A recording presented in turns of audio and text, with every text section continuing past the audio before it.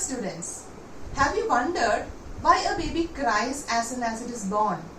It's because of a rush of air into its lungs. That is, it starts breathing. So today our topic is respiratory system. In the previous video we have learned about cellular respiration, where the oxygen enters into the cells and helps in oxidation of glucose. So today we will be learning the respiratory system of different organisms. Okay. Starting with a simple unicellular organism, amoeba. You can see amoeba is just a unicellular organism. It doesn't have any organ systems. And the oxygen diffuses into the body and carbon dioxide also diffuses out. That is, cellular respiration takes place in the cells, but the exchange of gases is taking place through the membrane itself. Okay. Coming to the next, that is the plants. In case of plants, the exchange of gases take place through stomata. Of course, you have learned in lower classes. That is, stomata is present in the lower epidermis. You can see the gases going out and going inside. Lenticels are small pores present in the bark of the stem. So, through this also the gaseous exchange can take place. Coming to the roots. In the roots hairs will absorb oxygen and respiration takes place in root cells. So here also gaseous exchange is very important. So in plants, these are the three places where the gaseous exchange takes place. Stomata in the leaves, lenticels in the stem, and root hairs in the roots. Okay. Coming to the next, that is the fishes. Okay, aquatic organisms. You know, fishes having respiratory organs, that is the gills. When we talked about amoeba, it did not have any organ system. Then we talked about little higher organism, that is the plants. Now we are coming to the vertebrates, where the fishes are there. Fishes are having gills as a respiratory organ, and the gills are the place where the gaseous exchange takes place, and the gills are placed inside the body of the organism. Now if you see what is the process happening here is, the water is taken in through the mouth of the fish. Okay, the water which enters into the mouth of the fish contains oxygen. The water contains oxygen dissolved in it, and this water will go to the gills. The water moves into the mouth, it goes to the gills. The gills are richly surrounded by blood vessels. Here the gaseous exchange takes place, and the water is again discarded out through the gills itself. And the water which is coming out of the gills contain carbon dioxide. Can you see the process here? It's opening its mouth to take water rich in oxygen. In the gills, exchange of gases take place because oxygen has to reach the different parts of the body. The carbon dioxide will get diffused into the water. So the water which is coming out of the gill contains carbon dioxide. So the exchange of gases in the fishes take place in the gills. And here, if you observe the breathing rate of fishes, it is comparatively higher than that of terrestrial ones. So this is one of the questions asked in the exam. Breathing rate in aquatic organisms is higher than the terrestrial ones. Why? You know, the amount of oxygen dissolved in water is comparatively very less than the oxygen dissolved in air. So it has to breathe very fast so that more oxygen goes into the body. So the answer, amount of oxygen dissolved in water is less than that in the air. So the breathing rate in aquatic organisms is much faster than that of the terrestrial ones. So when you saw all these, that is from the simple living organism, amoeba, diffusion is a way of exchange. Then coming to a little complex organisms like the worms and all, through the skin the diffusion takes place. Fishes, it's the gills which are helping in the exchange of gases. Then coming to the insects, they have holes called spiracles. And most complicated organism, the human beings, we have a very complicated respiratory system which we'll be learning today. So all the organisms have their own respiratory organs or their own organs for gaseous exchange. But the main aim of it is oxygen has to reach from the environment, it has to be absorbed, and it has to reach the cells for cellular respiration. Okay. So now we are going to start with the respiratory system. Before that, just a highlight of what we are going to study. You know the assimilated food. What is assimilated food? The food which is digested in the digestive system. It is absorbed by the villi, isn't it? And from there, the blood vessels carry to the cells. Why does the glucose go to the cells? It will get involved in cellular respiration. Along with glucose, it needs oxygen also. So the assimilated food will already reach the cells. Now, how does the oxygen reach? When you inhale oxygen, this oxygen through the lungs, gills or skin in different organs, it will reach the cells. Now in the cell, cellular respiration has taken place. Oxygen plus glucose giving energy plus carbon dioxide. This carbon dioxide is pushed out of the cell. Carbon dioxide is coming back to the gaseous organ involved in gaseous exchange, and from here the carbon dioxide is exhaled out. Okay, so this inhalation of oxygen and exhalation of carbon dioxide, this is actually a physical process, whereas this is a chemical process. This entire process is called as respiration. Okay. Okay, so now we are coming to the main topic, human respiratory system. Okay, you have already learned it in lower classes, but little bit extra you have to learn this time. See, it starts from the nasal cavity, and from the nasal cavity you can see a tube here. This is called as a trachea. Now there's a junction here, a small gap. This is called pharynx. Pharynx is a common opening for the nasal cavity and the buccal cavity. Okay, so this is a common opening. From here you can see the diversion of the food pipe and the windpipe. Okay, this trachea then branching into the lungs. Now, if you take care, see this part, this is called as a larynx. That is the beginning of the trachea where the voice box is present. Now we learned that one by one what are the parts of the respiratory system. The first is the nasal cavity, as I showed you. Nasal cavity is acting as a filter. It's a nasal cavity which is in direct contact with the environment. So the mixture of gases is taken. It is not that only oxygen enters into your nose when you inhale. It's a mixture of gases, but that will be rich in oxygen. It goes into the nasal cavity. It is leading to the pharynx. It's a common passage for the food and the air. So from here then it enters into this, you can see this common passage, and this is the trachea. So from the nose it enters into the trachea here, and the food you eat will enter to this is a food pipe. Now there's a chance for the food to go into the windpipe or the trachea. So this flap, this flap is called as the epiglottis. It will close and prevent the entry of food into the windpipe. So this is a nasal cavity, like this it will go and it will go into the trachea. This is a trachea, and the food has to go to this tube.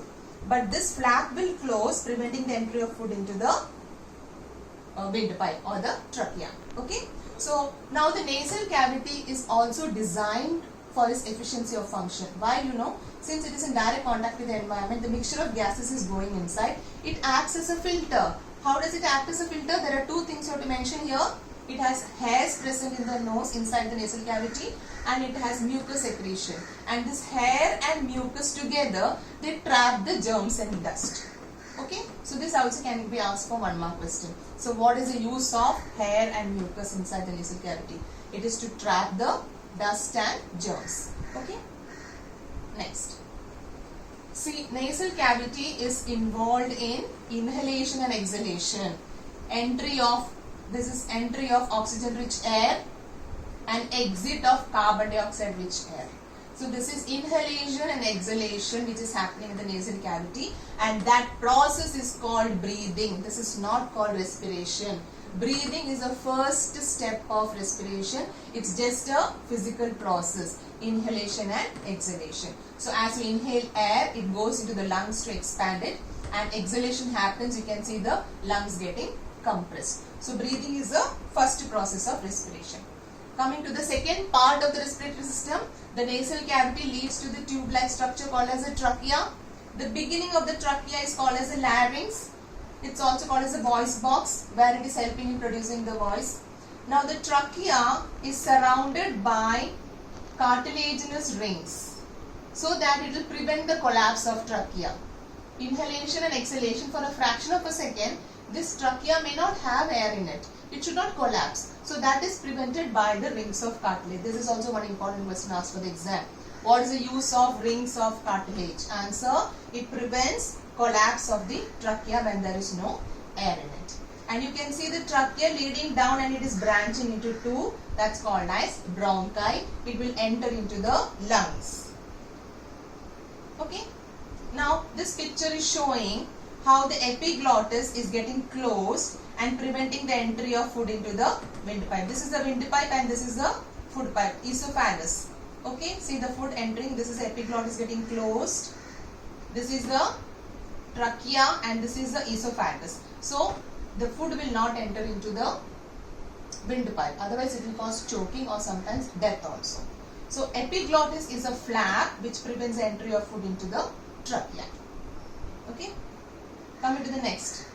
We finished nasal cavity, we finished trachea. Now we are coming into the lungs. You can see this bronchi, it is branching and entering into the lungs. Before seeing what is there inside the lungs, let us see what is there outside the lungs. See, these are the two lungs protected by the rib cage. Okay, this rib cage has two main organs. One is the lungs and one is the heart. You can see the heart here towards left.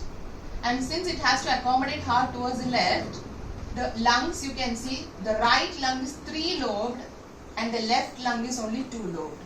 And the heart is present a little bit towards the left.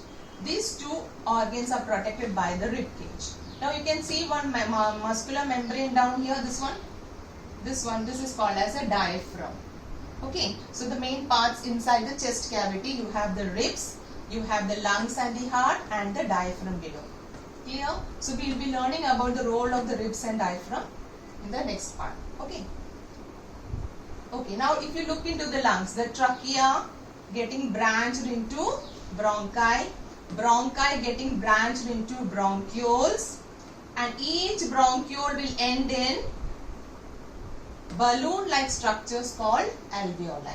Okay, see that again, the trachea branching to form bronchi, bronchi again branching into bronchioles, and the tip of the bronchioles will be ending in large surface area, that is alveoli. Clear? Now what is this alveoli? See, this is how the alveoli will be looking. It is richly surrounded by blood vessels. Why?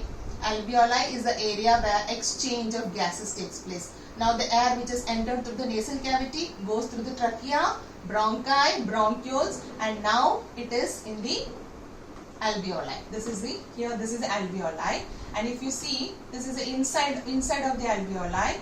You can see this is the inside of the alveoli. From the alveoli, oxygen will diffuse into the blood vessel, and from the blood vessel, you can see this very clearly. Oxygen is diffusing from the alveoli to the RBC cells. See, it's carrying oxygen.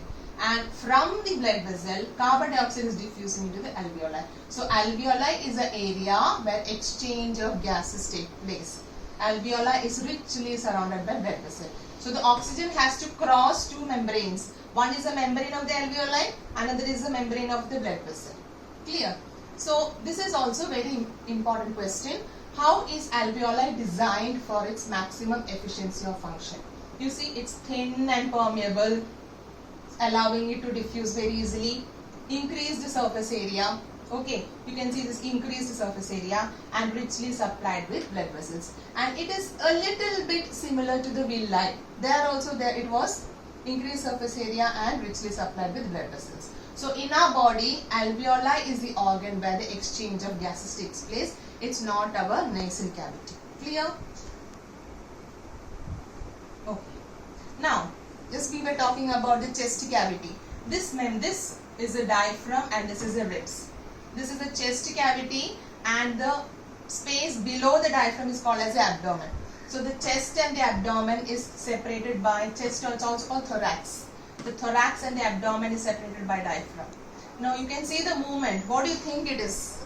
It's showing the mechanism of breathing.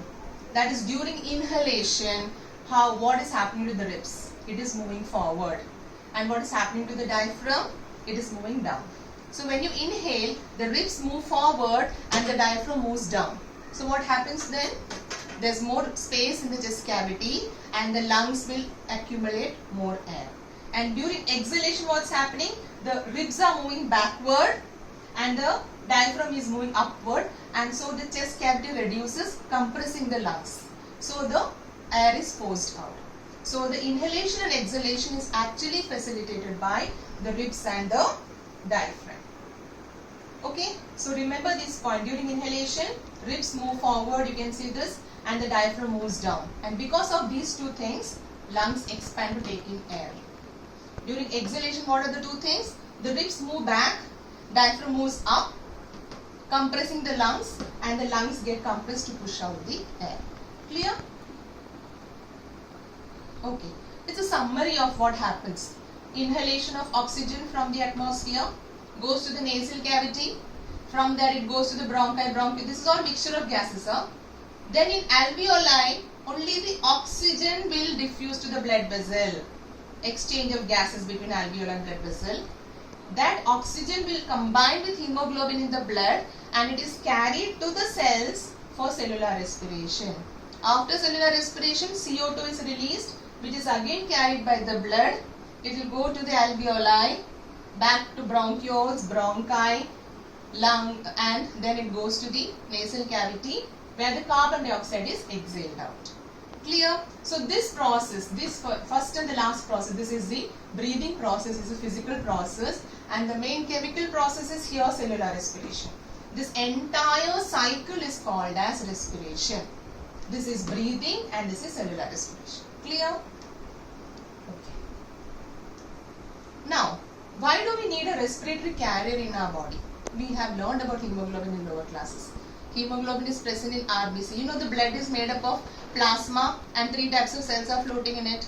That is RBC, WBC and platelets. RBC helps in carrying oxygen because RBC contains a pigment called hemoglobin. The word hemoglobin, he means he means it's iron and globin means protein. And oxygen will be sticking to the iron part of it. Here you can see this is one RBC. Okay, and it is taking oxygen from the alveoli. And in one RBC itself, there will be lot of hemoglobin molecules. You know, around 300 millions of hemoglobin molecules in one RBC. Imagine its efficiency. And each hemoglobin can carry 4 molecules of oxygen. So, one hemoglobin itself can carry trillions of oxygen molecules, and that efficiency is required by energy demand. We are organisms of high energy demand. We require energy and we require supply of oxygen in all the cells. So the RBC is doing this duty very efficiently. Okay. So RBC has hemoglobin pigment and the hemoglobin pigment can carry 4 oxygen molecules. It carries it to the tissue cells. Okay. It is releasing here. It's carried from the lungs and then it is released to the tissue cells. Clear? And when oxygen combines with hemoglobin, it's called oxyhemoglobin. One hemoglobin can carry 4 molecules of oxygen. Clear? This is just a picture to show how it looks like. This is the RBC. I told you in one RBC there will be around 300 hemoglobin molecules. This is one hemoglobin. See, it's made up of protein and these yellow structures. There are 4 iron here. That is why it can carry 4 oxygen molecules. Clear? Okay. Next. And how does carbon dioxide travel in the blood? We talked about oxygen. Carbon dioxide moves from the tissues or the cells back to the lungs. Poor carbon dioxide. The hemoglobin refused to take it. So 90% of the carbon dioxide has to be traveled in the dissolved form, in the form of bicarbonates. Okay. And but very few carbon dioxide will be carried by hemoglobin. 10% is carried by hemoglobin, and that is called as carbaminohemoglobin. Clear?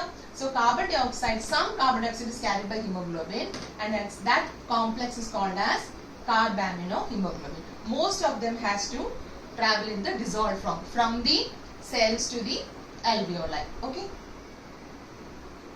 Okay, so just summary, if hemoglobin combines with oxygen, it's called oxyhemoglobin. Hemoglobin combines with carbon dioxide is carbaminohemoglobin. And this is hemoglobin combining with carbon monoxide. You have heard about carbon monoxide poisoning, isn't it? If you are inhaling the gas by mistake, you are in a place where there is a lot of carbon monoxide, you are inhaling that. And this carbon monoxide has a great affinity to hemoglobin. When it enters into the lungs in the alveoli, oxygen and carbon monoxide both are present in the alveoli, but the hemoglobin molecule will prefer to take carbon monoxide and it will form a complex called carboxyhemoglobin, and carboxyhemoglobin will be transported and delivered into the cells, And accumulation of carbon monoxide in the cells can lead to suffocation and death of the organism. That is called carbon monoxide poisoning. Clear? So we have to be very careful in a polluted area. You have to prevent the entry of these dangerous gases into your nasal cavity. Okay? Okay. What is residual volume? This actually, the doctors test to see the lung capacity of the persons. See, you inhale and exhale. So even after forceful inhalation exhalation, some amount of air is still left in the lungs. The entire air is not exhaled even if you exhale it with force. Some amount of just like 1 to 1.2 liters of air is still left in the lungs, so that this continuous exchange of gases take place till the next volume of air is entering. So that volume of air which is present in the lungs even after exhalation is called as residual volume. Why is the residual volume important? Because it ensures that there is exchange of gases happening in the lungs without any break. Okay.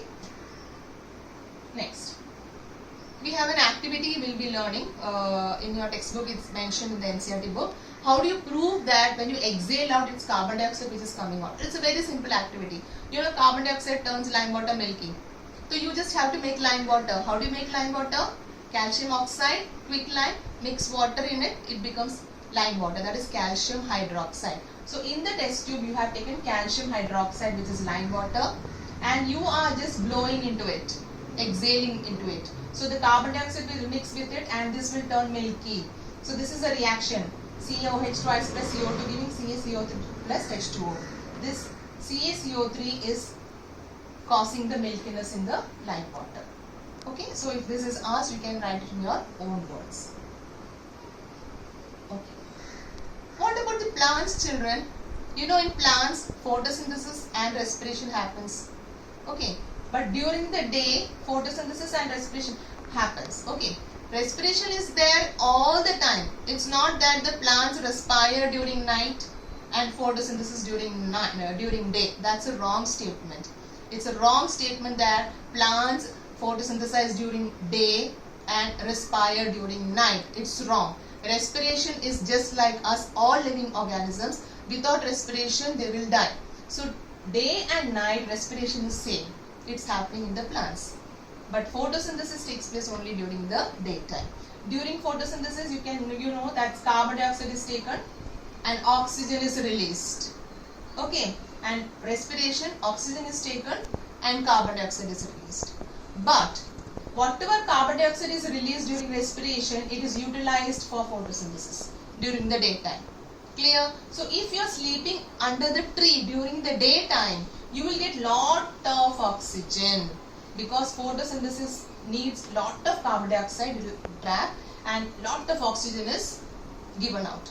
And this oxygen, so much of oxygen is not used for respiration. You have learned this as compensation point in the topic nutrition in plants. Okay. During night, photosynthesis is not there. Only respiration is there. So from the atmosphere, oxygen is taken and carbon dioxide is released at night. So at night, it's only respiration in plants. During day, photosynthesis. So during the daytime, if you go and sit or sleep under a tree, you will get lot of oxygen, fresh air. Clear? Now let us just revise. Let me see whether you understood the concepts properly. Okay. Name the structure which prevents the trachea from collapsing. Answer is rings of cartilage. Next one. Name the two main organs which help in efficient inhalation and exhalation process. Answer ribs and diaphragm. What are the characteristics of an ideal respiratory surface? It should be thin and permeable.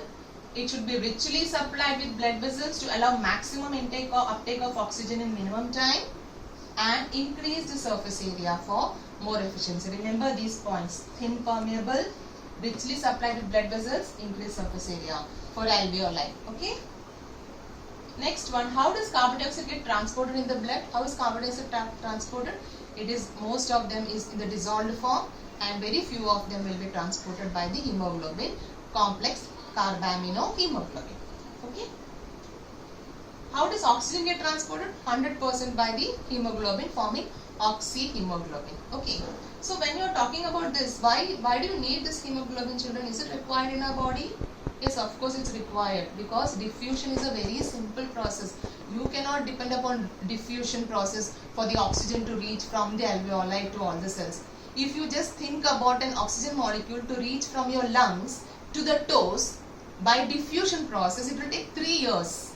You cannot afford. You need continuous supply of oxygen to all the cells of your body, and hemoglobin is helping in transporting that oxygen efficiently to all parts of your body. Okay. Have you heard this statement? You can live without food for many days, but will die if you don't breathe, even for a few seconds or few minutes. Few minutes you cannot stop without. People die if they cannot breathe for few minutes. But you can survive without food for few months also, because you have stored food in your cells. You cannot store oxygen in the cells. That's the answer. Clear? Oxygen cannot be stored. You need continuous supply. That is why continuous breathing is required. Okay? You should not sleep under a tree at night. Just now we discussed why at night only carbon dioxide is exhaled out of the stomata. It's coming out of the stomata. So carbon dioxide will be inhaled by us. We won't feel fresh if you get up in the morning, because you're getting only carbon dioxide under a tree at night. Okay? Why can't we have alveoli placed in direct contact with the environment for exchange of gases? Why do we have alveoli inside the lungs? Very protected in way. Why can't we have it here near the nasal cavity? You always remember the 3 main things in the alveoli: increased surface area, richly supplied with blood vessels, and it is also very thin and permeable.